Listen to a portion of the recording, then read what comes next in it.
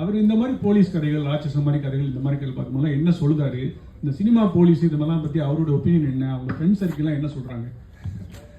Sir, அப்பா ஜெனரலாகவே ஒரு movie buff தான் சார். எல்லா படங்களும் பார்ப்பாரு. எஸ்பெஷலி பையன் படம்னா ரொம்ப ரசிச்சே பார்க்குறாரு. அண்ட் அவர் வந்து ஒவ்வொரு வாட்டி அந்த போலீஸ் கேரக்டர்ஸ் பண்ணும்போது ஹாப்பியாக ஃபீல் பண்ணுவார்.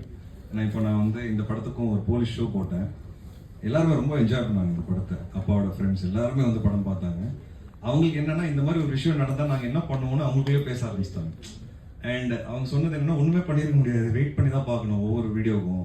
ஸோ நீங்கள் எடுத்த அப்ரோச் ரொம்ப ரைட்டாக இருக்குன்னு சொன்னாங்க. அண்ட் நான் ரொம்ப ஹாப்பியாக இருந்தேன். ஒரு உண்மையான போலீஸ் ஆஃபீஸர் இதை சொல்லும்போது அது கரெக்டாக இருந்தது எனக்கு. அவங்க ரொம்ப என்ஜாய் பண்ணி இந்த படத்தை பார்த்தாங்க.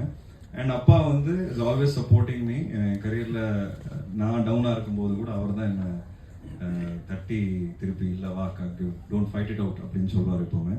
And I think very lucky. And நீங்கள் பார்த்த சினிமா ஹீரோஸ் ஸ்க்ரீனில் ஒரு போலீஸ் ஆஃபீஸராக நான் வந்து நேர்லேயே நிறைய பார்த்துருக்கிறேன். என்னைக்கு போலீஸுங்கிற ஒரு டிஃப்ரெண்ட்டான ஒரு விஷயம் ஆயிடுச்சு.